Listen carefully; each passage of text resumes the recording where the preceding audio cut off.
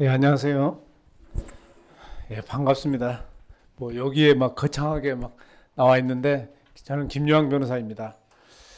그 지금 뭐 생생한 빅펌 이야기 뭐 기록형 노하우 이렇게 거창하게 설정을 해서 좀 부담스럽긴 한데 여러분들은 주로 지금 입학하시는 분들이 많죠. 로스쿨에. 그리고 이미 뭐 예, 그 입학해서 생활하고 계시는 분도 많고 근데 보통 이제 입학해서 빅펌에 들어가는 게 하나의 또 목표가 되죠. 우리가 또 생활을 하는 데 있어서 그 목표를 가지고 해야 되니까 뭐 그 로클럭이나 검사 그다음 빅펌에 들어가는 게 하나의 목표인데 뭐 뻔히 여러분들 어떻게 하면 들어가는지 다 아시잖아요. 가서 열심히 공부를 해서 이제 뭐 컨펌을 받는 게 이제 기본적인 목표인데 일단은 실력이 있어야 됩니다. 그건 뭐 너무나 당연한 이야기죠. 그리고 이제 제가 뭐 여러분들이 뭐 목표가 빅펌이 목표가 인생의 목표는 아니니까 그건 하나의 과정일 뿐이고 정말 중요한 거는 법조인한테 가장 중요한 덕목은 실력입니다. 그거는 뭐 내가 어디 가서 그 저희 공직에 가서 생활을 하든 아니면 변호사가 되든 그것도 빅펌에 가든 아니면 이제 뭐 내가 그 개인적으로 개업을 해서 변호사가 하든 그다음에 아니면 내가 공익 활동을 하든 정작 중요한 거는 실력이에요. 그래서 제일 중요한 거는 실력이기 때문에 그 실력을 갖추는 게 제일 중요합니다. 그리고 이제 실력만 있으면 안 되죠. 사람이 좀 따뜻한 가슴도 있어야죠. 우리가 법조인이 되려고 하는 거는 그냥 내가 엄청난 실력을 길러가지고 이걸 이용해서 돈을 왕창 벌어야 되겠다. 물론 이런 생각을 가진 사람도 있겠지만 대부분은 내가 법조인이 돼서 좀 뭔가 사회에서 소외되고 이런 사람들을 좀 도와주기도 하고 공익 활동도 좀 하고 뭔가 좀 보람찬 인생을 살고 싶다 이 생각을 거의 다 가지고 있을 겁니다. 아마 여러분들이 그게 이제 그 정도의 차이지 그런 마음이 없는 사람들은 로스쿨 입학을 안 하죠. 너무 힘들잖아요. 입학하기까지도 힘들고. 그래서 내가 왜 이 법조인의 길을 걸려고 하는가? 그거는 이제 여러분들 마음 속에는 다 그런 게 있을 겁니다. 뭔가 좀 사회에 보람되는 일을 해보고 싶다. 그러니까 저 역시도 그랬었고. 근데 이제 그게 그렇게 해서 이제 내가 뭐 공익 활동을 열심히 하는 사람들 그래서 로스쿨 나오자마자 이제 공익 활동 하시는 훌륭한 분들도 있거든요. 아니면 이제 조금 생활을 하다가 공익 활동을 이제 조금씩 하시는 분도 있고 아예 안 하는 사람들이 태반이고요. 그냥 뭐 그런 거 생각 없이 내 일 열심히 하는 게 공익이다. 그것도 됩니다. 내 일을 정말 열심히 하는 게 공익이다. 이런 되는데 어떻든 간에 제가 지금까지 쭉 저도 공익 활동을 꽤 많이 한 변호사 중에 한 사람인데 정말 중요한 거는 실력인 것 같아요. 어줍지 않은 실력으로 남을 도와준다? 오히려 해악을 끼칩니다. 그러니까 그런 예는 너무나 많아요. 제가 근데 그 공익 활동하는 분들한테 피해가 가까워서 선한 마음으로 공익 활동을 했는데 오히려 결과적으로는 피해를 주는 경우가 있습니다. 왜냐하면은 그 다른 변호사가 했으면은 승소할 사건을 공익이라고 해서 공익 사건이라고 맡아서 패소하는 경우가 있어요. 그건 오히려 그 사람한테 큰 피해를 주는 거예요. 그러니까 오히려 기회를 뺏어버린 거죠. 그러니까 정말 내가 진짜로 공익에 도움이 되려고 하면 실력도 있어야 되고 그다음에 그 사람들을 이렇게 안아줄 수 있는 따뜻한 마음도 있어야 되겠죠. 그러니까 여러분들한테 중요한 거는 여러분들 과정에서는 지금 열심히 실력을 기르는가. 그래서 저희 그 세종의 로펌에서도 어소 변호사들 이제 아주 젊은 변호사들은 항상 그런 마음이 있어요. 내가 공익 활동을 좀 하고 싶은데 어떻게 해야 되겠느냐. 근데 저는 이제 중요한 거는 지금 현재 공익 활동을 하는 것도 중요하지만 진짜 중요한 건 실력이다. 실력이어서 그 사람들한테 실제적인 도움이 돼야지 이게 그 알게 모르게 오히려 피해를 주는 경우가 있거든요. 그러니까 결과가 안 좋으면 결국 피해를 주는 거죠. 결과를 최상의 결과를 가져다 줄 수 있어야 되는 그 정도 실력을 갖춰야 된다. 그래서 여러분도 이제 로스쿨 그 생활을 하실 때 제일 중요한 거는 실력이라고 보시면 되겠습니다. 그 실력을 갖추고 그 다음에 이제 기회가 되면 뭐 이렇게 빅펌 소위 말해서 로펌에 오는 거고 기회가 되지 않거나 아니면 나는 거기 가기 싫다고 하면 다른 형태로 얼마든지 훌륭한 변호사 법조인이 될 수가 있습니다. 그리고 이제 정말 말 그대로 정말 이제 내가 이 정도면 내가 이제 공익 활동을 열심히 해야 되겠다 할 때 또 하시면 됩니다. 그래서 전혀 그런 거에 부담을 갖지 마시고 특히 제가 저 리크루팅을 담당하는 건 아니지만 쭉 지켜보면은 로펌에서 선호하는 인재상들은 있습니다. 일단은 실력이 좋아야 되고 두 번째는 평판도 봅니다. 여러분들. 그래서 로스쿨에서 아주 지저분하게 생활하고 뭐 그런 사람이 거의 없겠지만 뭔가 이 저 소문이 안 좋다. 안 받아요. 왜냐하면 모든 조직은 마찬가지입니다.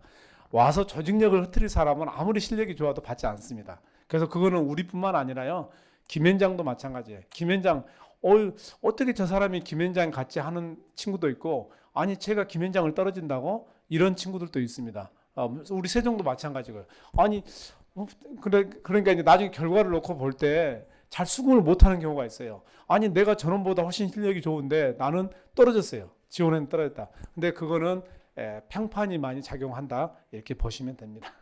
그래서 자기가 그 평판을 어떻게 조사하느냐 다 하는 방법이 있어요. 뭐 우리가 뭐 법에 위반되게 막 뒷조사를 하지 이러지 않더라도 충분히 그 사람의 여러 가지 그 어떤 그 인성이라든가 이런 걸 판단할 수 있는 길이 있습니다. 그리고 면접을 통해서 이 면접을 통해서 여러분들하고 이야기해 보잖아요. 이 사람의 인성을 대충 파악을 해요. 우리 한두 번 해본 것도 아니고 그리고 여러분도 심지어 그럴 거예요. 여러분도 저하고 이야기를 좀 해보면 저 사람은 심성이 대체로 어떻겠다 이게 드러날 겁니다. 제가 방금 여러분하고 저하고 만난 지 얼마 안 됐지만 제 이야기한 거나 제 얼굴을 보고 저 사람이 나쁜 놈은 아니겠다 이런 생각이 들죠. 근데 이야기를 했을 때 심성이 이 사람은 조금 아닌 것 같다 이런 게 금방 느껴지는 경우가 있어요. 그래서 이제 그거는 본인의 평소 생활을 열심히 하시면 됩니다. 본인의 생활에서 본인의 심성도 드러나요. 그러니까 우리 로스쿨 면접이 아닌데 제가 경찰 면접에 간 적이 있는데요. 경찰 면접에서 이제 면접 얼마나 긴장하겠어요. 그 경찰 이제 자기 당락이 좌지우지 되는데 그런데 얼마나 평소의 생각이 중요하고 행동거지가 중요하냐면요. 자꾸 이렇게 질문을 하거든요. 유도를 하는데 어떤 이제 남자 지원자가 자기도 모르게 여혐 여경에 대한 혐오스러운 발언을 그냥 튀어나와요. 자기도 모르게. 그러니까 평소에 그 생각을 했다는 거죠. 평소에 생각하는데 처음에는 긴장을 하니까 이제 안 나오는데 계속 이야기를 시키다 보면 그게 어느 순간에 튀어나와요. 주워 담을 수가 없어요. 그게 이미 나온 이야기는. 그래서 여러분들도 이 로스쿨에 생활하실 때도 항상 어떻게 보면 우리 법조인요 약간 성직자하고 비슷해요. 성직자하고 비슷한 면이 있습니다. 그래서 이게 남의 운명, 남의 인생을 쥐고 있는 직업이에요. 내가 정말 최선의 결과를 해서 상대방한테 좋은 결과를 가져다 주면 그 사람 인생이 조금 편해지는 거고 내가 실력이 없어가지고 이상하게 결과를 만들어 오면 오히려 해악을 끼치는 거고 그래서 남의 인생을 쥐고 있다는 면에서는 상당히 중요한 직업이고 어려운 직업입니다. 그러면 우리가 평소에 생활도 좀 바르게 하실 필요가 있어요. 나는 생활을 이상하게 하면서 의뢰인한테 법을 지키라 이렇게 말할 수는 없잖아요. 법 잘 지키라. 특히 이제 판사 검사가 되는 사람들은 아니 자기는 이상하게 행동해놓고 나서 나중에 이게 당신들은 왜 법을 이렇게 어기느냐 이렇게 말할 수는 없는 거잖아요. 그래서 이제 생활도 지금까지는 그렇게 생활 안 했다 하더라도 로스쿨에서 들어가 생활하시면은 조금 더 바른 자세로 생활을 하실 필요가 있습니다. 그래서 나는 뭐 변호사가 될 건데 아니야. 아까 말씀드렸죠. 그게 자기 이력에 따라옵니다.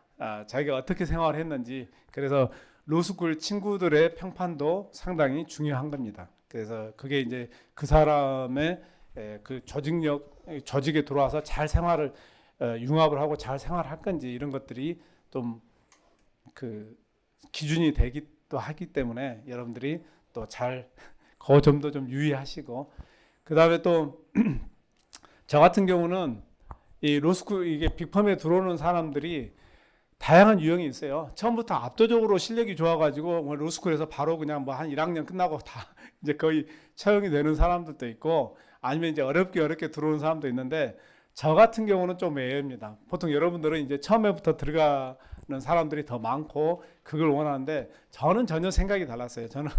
저는 세종에서 예전에 15로 했었지만 그때 바로 가지 않았던 이유가 저는 이제 외부에서 내가 할 일이 많다. 워낙 조직이 가면은 뭔가 내 마음대로 할 수가 없는 게 많기 때문에 외부에서 내가 하고 싶은 강의도 해야 되고 그다음에 책도 써야 되고 근데 이걸 어서 변호사라 가가지고는 도저히 할 수가 없어요. 그래서 그때는 이제 안 갔었습니다. 안 갔는데 밖에서 이제 제가 하고 싶은 강의도 하고 책도 쓰고 하고 싶은 거 공익 활동도 하고 다 하다 보니까 어떻게 보니까 그냥 열심히 살았어요. 정말 열심히 살다 보니까 어느 순간인가 제가 헌법소송의 대가가 돼 있는 거예요. 대가가 돼 있는 겁니다. 그거는 뭐 처음부터 그렇게 하려고 했던 게 아니라 이렇게 하다 보고 열심히 하고 그냥 열심히는 했었어요. 그 열정을 가지고 열심히 하다 보니까 이제 그 분야에서 하나의 명성이 쌓이다 보니까 이제 세종에서도 저한테 이제는 들어와야 되지 않겠느냐.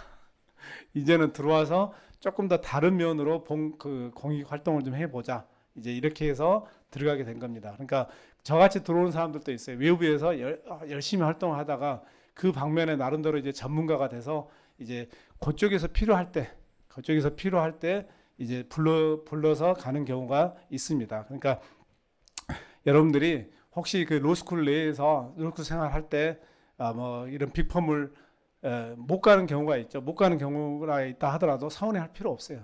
예. 가는 방법은 다양합니다. 가는 방법은 다양하기 때문에 이게 뭐 조금 바로 가는 수도 있고 조금 늦게 가는 수도 있는데 그거는 별로 중요하지 않아요. 열심히 하고 자기 실력을 쌓는 게 더 중요한 겁니다. 그리고 뭐 이게 뭐 빅펌 이야기 이거는 다음 뭐 내일 우리 이동규 변호사님이 훨씬 더 저보다 더 오랜 동안 빅펌에서 생활을 했으니까 더 잘해 주실 걸로 보고 그 다음에 이제 또 뭐 우리 기록형 뭐 이런 이야기 실제로 도움이 되는 이야기 이제 기록형이죠. 근데 그거는 사례를 열심히 하시면 됩니다. 일단 가서 기록형은 크게 어렵지 않아요. 일단 사례 공부를 엄청나게 열심히 하셔야 돼요. 그래서 일단 뭐 여러분들 로스쿨 가셔서 사례를 열심히 하시면 기록은 거의 그냥 특히 이제 공법 기록을 한정하면은 거의 다 되는 거라고 보시면 돼요.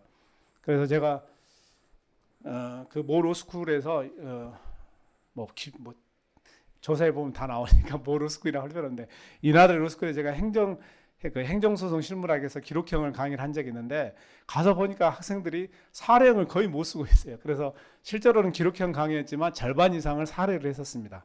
그래서 사례를 한 절반 중간고사 때까지 사례를 하다 보니까 이제 드디어 사례가 틀이 잡혀서 그 다음부터 기록으로 넘어간 적이 있는데 그렇게 해서 그 학생들이 전부 다 우수한 성적을 받았었어요. 저한테 들었던 학생들은. 근데 하여튼 여러분도 뭐 기록형이라고 해서 별 그렇게 크게 부담 갖지 말고 일단 사례를 열심히 하고 사례 공부를 열심히 하는 게 기록형을 하는 거다 이렇게 생각하시면 되겠습니다. 그리고 약간은 그 마인드가 다른 게요. 사례는 내가 재판관 입장인 거예요. 내가 재판관 입장에서 쓰는 겁니다. 그래서 객관적인 입장에서 써야 돼요. 근데 기록형은 내가 대리인 입장이에요. 대리인. 그러니까 아니면 변호인 입장이거나 이렇게 그래서 그 기록형은 조금 다릅니다. 그런 면에서 사례하고는 좀 다른 면이 있어요. 잠깐만요. 제가 앞에서 수업을 너무 열심히 하고 왔더니 다리가 아파가지고.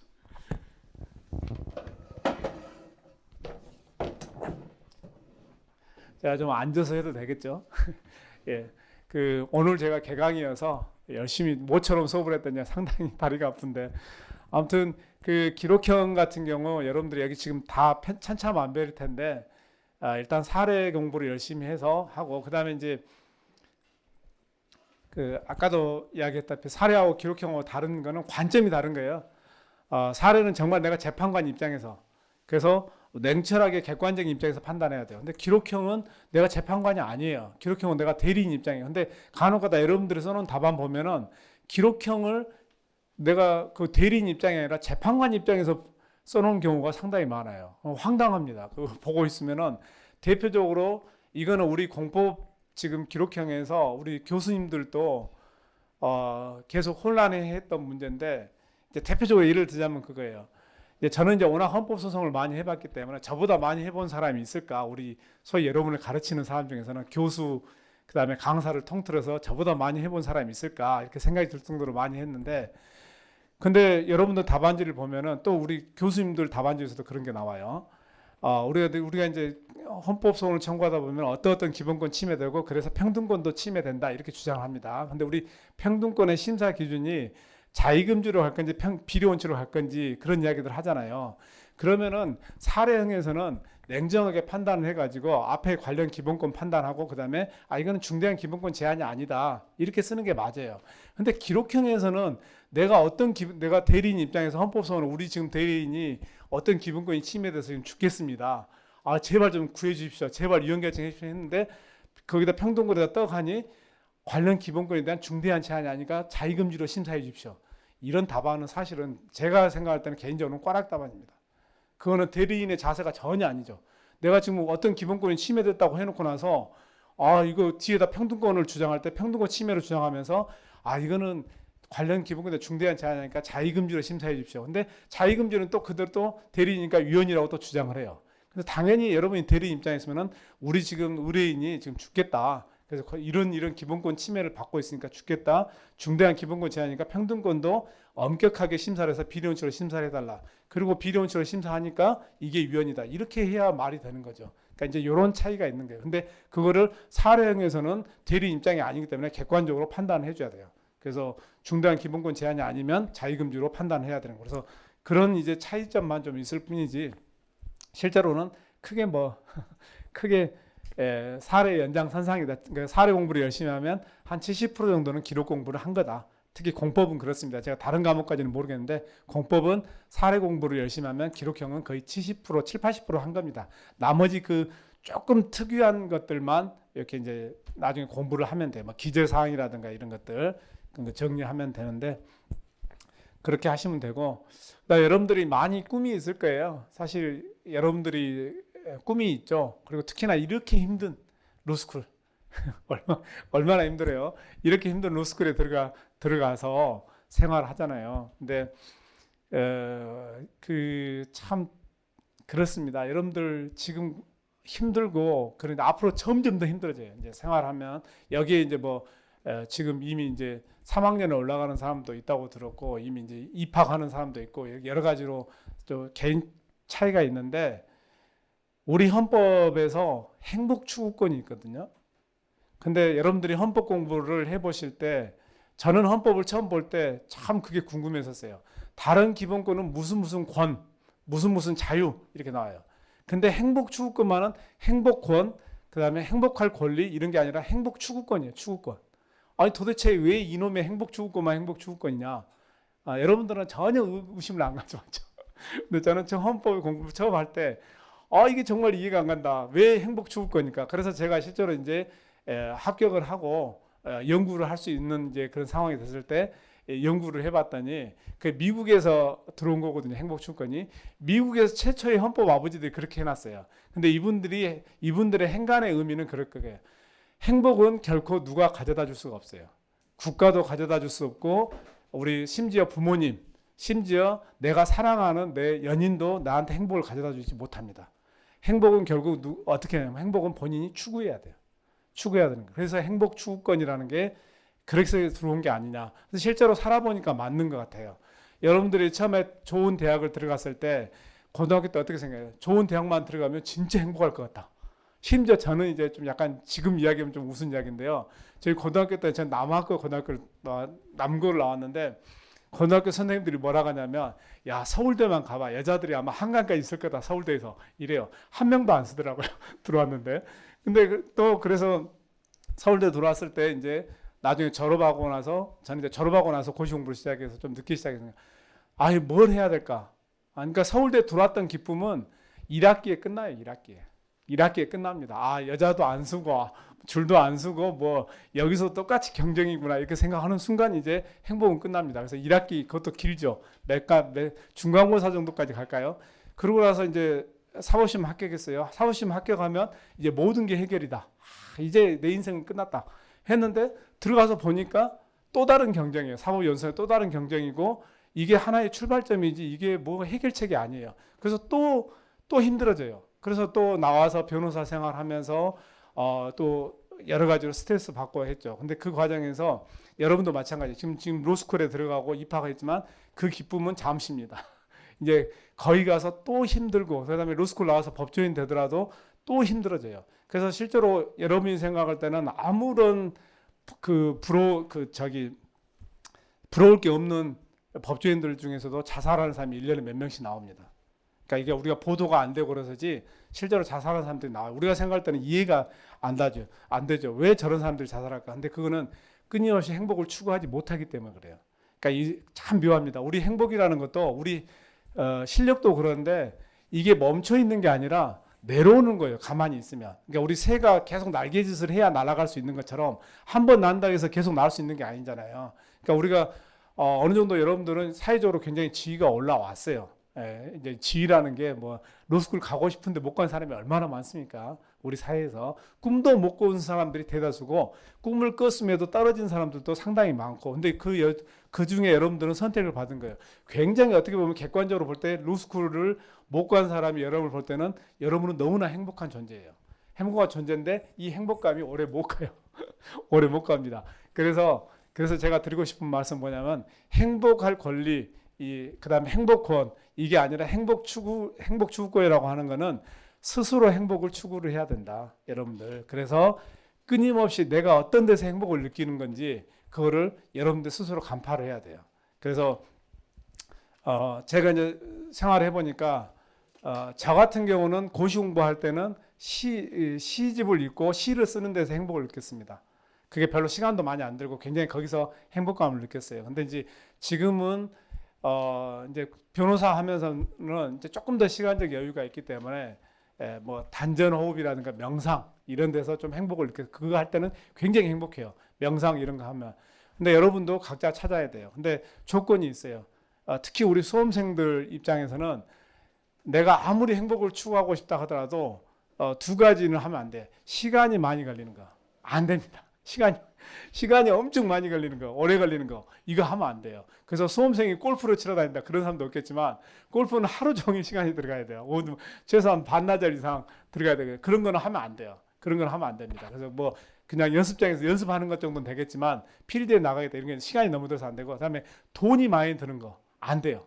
내가 63빌딩 라운지에 가가지고 거기 가서 뭐 양주를 마셔야 되겠다. 이게 내 행복이다. 행복을 느낄 수 있지만 돈이 너무 많이 들잖아요. 그래서 그런 것들은 아니고, 그러니까 시간이 많이 들지 않고, 그 다음에 돈이 많이 들지 않는, 그러니까 이 두 가지가 충족되는 게 제일 좋은 게, 제가 이런 이야기 했더니 우리 어수 변호사 중에서도 그런 이야기 하는데, 나는 스타벅스에 가서 친구랑 커피 마시는 게 너무 행복하다. 예, 그게 정답일 수도 있어요. 그냥 돈이 많이 들지 않고 그다음에 친구하고 수다 한두 시간 떨 수 있습니다. 그걸로 내가 행복감을 느끼면은 다시 되돌아와서 또 자기의 공부면 공부, 일이면 일을 할 수 있는 거죠. 그러니까 여러분도 그걸 꼭 찾아내시기 바랍니다. 내가 어떤 데서 행복을 느낄 것인지 그 추구를 하셔야 돼요. 안 그러니까 제일 좋은 거는 공부해서 행복을 느끼는 게 제일 좋은데 그런 사람은 없다고 보시면 되고, 공부를 하면서 행복을 추구한다 이건 거의 없는 거고, 내가 그래서 좋은 방법은 뭐 필라테스를 하거나 뭐 일주일에 몇 번씩 가서 운동을 하거나 아니면 저 헬스장에 가서 운동을 하거나 뭐 여러 가지 다양하게 찾을 수 있어요. 그걸 찾아가지고 우리 로스쿨 생활, 앞으로 우리 법조인 생활 할 때까지 그렇게 여러분이 불행해지지 않고, 내가 공부를 한다 해서 불행해하는 건 절대 아닌데 행복을 추구하지 않으면 행복은 불행해집니다. 그래서 여러분들이 꼭 그렇게 열심히 잘 추구하시기 바랍니다. 그래서 여러분들 나중에 법조인이 돼서 제 후배로 돼서, 저는 우리 어서 변호사들한테 저를 변호사님이라고 부르지 말고 선배님이라고 부르라고 하거든요. 근데 여러분은 아직 그런 레벨이 아니긴 했네요. 아직은 여러분 변호사 시험을 합격한 후에는 그 다음부터 저를 볼 때 선배님이라고 부르시면 되겠습니다. 아무튼 여러분이 법조인으로 훌륭하게 성장하기를 우리 윤동환 선생님이 저보다 더 많이 바라겠지만 저도 윤동환 선생님 못지않게 여러분을 응원하겠습니다. 네, 감사합니다.